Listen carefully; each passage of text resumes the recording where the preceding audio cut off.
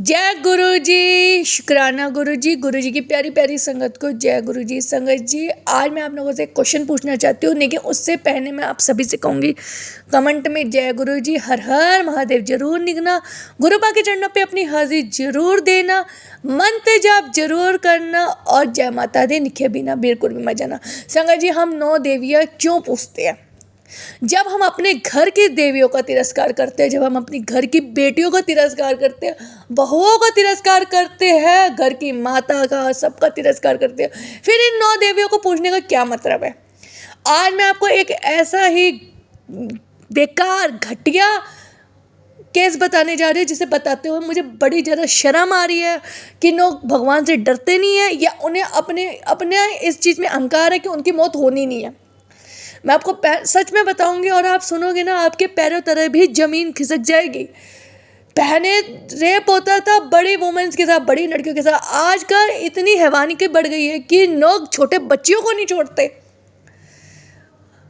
फिर ऐसी देवी ऐसी माता पूछने का क्या मतलब है? घर में वो माता रानी करे, बाहर जाके किसी की बेटी, किसी माँ की बेटी का तिरस्कार करे, वो कहाँ से अच्छा है भाई?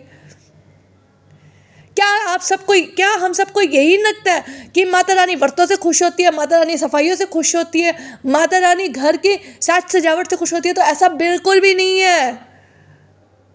माता रानी तब खुश होती है जब घर की लक्ष्मी खुश हो। आप सबने सुना होगा, जिस घर में बेटी का तिरस्कार होता है उस घर में कभी यश धन नहीं आता। जिस घर में माँ का तिरस्कार होता है उस घर में कभी दौलत नहीं ठहरती, उस घर में कभी तरक्की नहीं होती। और जिस घर में बीवी का तिरस्कार होता है उस घर में कभी फुरता फरता नहीं है, उस घर में कभी भी खुशियाँ नहीं आती, बीमारियाँ ही रहती है।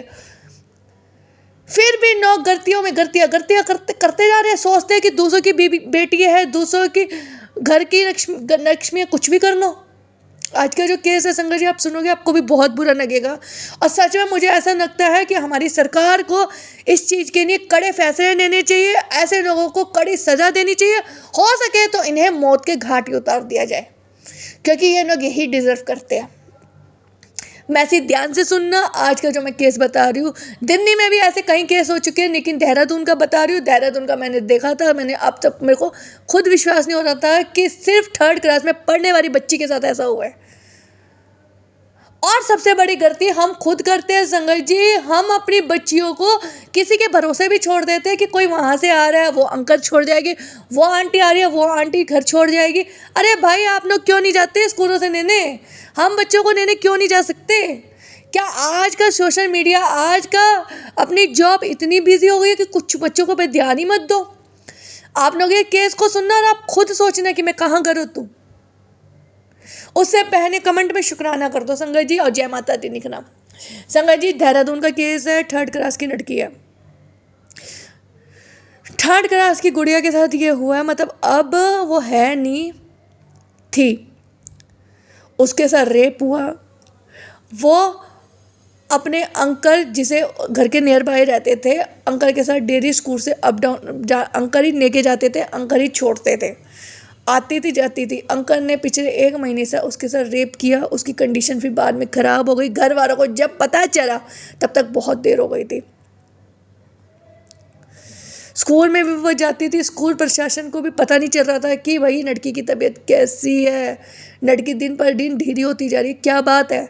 उन्होंने कभी पेरेंट्स को बुलाने की कोशिश ही नहीं की कि पेरेंट्स से पूछे कि बेटी बीमार है, या बच्चे से पूछे आप बीमार हो, आपके साथ कुछ हुआ है।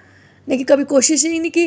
वो भैया जो अंकल उन्हें लेके आते थे, छोड़ के जाते थे, पिछले 1 महीने से पहले उनके घर छोड़ने से पहले अपने घर नहीं जाया करते थे। घर में कोई होता नहीं था, बीवी भी जॉब में थी और स्कूल में दूसरी बेटी भी स्कूल में थी, उसके साथ रेप करते थे। और 1 महीने बाद उसकी तबीयत ज़्यादा ख़राब हुई और अब उसकी मौत हो चुकी है। तो संगत जी देखो, हम लोग अपनी बच्चियों को किसी और के भरोसे बिल्कुल भी ना छोड़े तो बढ़िया है। मैं तभी कहती हूँ ना, आप अपने बच्चों को गुड और बैड टच का बताओ। हैवानिया वो अंकल तो पकड़े गए जिन्होंने ये काम किया, लेकिन उस घर के चिराग, उस घर की देखो, आज के टाइम पे बेटा बेटी बराबर है, उस घर की बेटी तो चली गई ना। अपनी सरकार से भी मैं ये कहूँगी भाई, अपने जजों से भी ये कहूँगी जो सुप्रीम कोर्ट में जज निकालते हैं, उनके ऑर्डर सरकार को मानने पड़ते हैं। ऐसे ऑर्डर निकाल दो, अगर कोई भी ऐसा रेप करता हुआ पकड़ा जाए तुरंत उसे फांसी दी जाए, उसको उसके किए की सज़ा कल परसों तरसों में न छोड़े, ऑन द स्पॉट उसको मौत दी जाए। माता रानी तब खुश नहीं होगी जब आप घरों में दिए जगा रहे हो या सजावट कर रहे हो या व्रत रख रहे हो। माता रानी तब खुश होगी जब आप बेटियों को सेफ रखोगे। मैंने पहले ही कहा था, जिस घर में बेटी, बहू, बीवी, माँ, किसी भी लेडी का अपमान होता है ना, उस घर में कभी भी बरकत नहीं होती। उस घर में आप चाहे जितनी भी साज सजावट करनो, साफ सफाइयाँ करनो, व्रत रखनो, ज़्यादा से ज़्यादा माता विराजमान नहीं होती, उस घर में खुशियाँ नहीं आती। अब आपको ये बात समझनी होगी, सबसे पहले अपनी बेटियों को सेव करना है, बेटियों को बताना है। दोनों पेरेंट्स, ये नहीं है कि सिर्फ मदर की रिस्पॉन्सिबिलिटी है, नहीं, फादर भी ओपन होके बताए कि अगर आपको कोई कुछ कहे, कुछ छेड़े, कुछ कहे तो तुरंत बताए। और आप सबसे भी कहते हो अपने बच्चों पे खुद ध्यान दें, कोई भी हो, चाहे रिलेटिव बाहर वाले कम होते हैं, रिलेटिव घर के ज़्यादा होते हैं, जो घर का बेदी नंगा है, घर ज़्यादा बर्बाद करते हैं, उनसे खुशियाँ देखी नहीं जाती। तभी कहते हो भैया, किसी भी कोई भी रिश्तेदार हो, उसे अपने से ज़्यादा अपने घर में इन्वॉल्व मत होने दो। जितने मेंबर घर के हो, 4 हो, 2 हो, 3 हो, 5 हो, उतने में रहो। चाचे, मामे, मामियाँ, ये सब के सब, ये रिश्ते कब पीठ पीछे छुरा भोंक देंगे। बाहर आप किसी अंकल को कह देते हो कि बेटा वो तुम्हारे चाचे जैसे है, वो तुम्हारी सेफ्टी करेगा, वही कब क्या करते कुछ पता चलता है। बेटियां तो चाचा समझती है ना, लेकिन वो क्या किस तरीके तक पहुंचे कुछ पता चलता है। तो बस आज इतना ही कहूँगी भाई, आज माता रानी की सच में जितनी भी संगत है ना, उस लड़की की ने दुआ जरूर करना, माता रानी के आगे अरदास उसकी करना कि वो जहाँ हो खुश हो, और ये जन्म उसने शायद क्या ही देखा, आने वाले जन्म उसके बहुत अच्छा हो, सब उसके नाम का शुक्राना करना। बाकी जय गुरु जी, शुक्राना गुरु जी। फिर एक लास्ट बात बोलना चाह रही हूँ भाई, माँ तब नहीं खुश होती जब आप व्रत रखते हो, माँ तब खुश होती है जब आप अपनी बेटियों की, अपनी किसी भी घर की स्त्री का मान सम्मान करते हो, चाहे अपने घर की हो, चाहे किसी के भी घर की क्यों ना हो, चाहे अननोन ही क्यों ना हो, मान सम्मान करते हो। और जो लड़का, जो आदमी, जो बेटा उनका मान सम्मान कर लेना भाई, वो जिंदगी में ऐसा हो ही नहीं सकता वो जिंदगी में सक्सेस ना हो।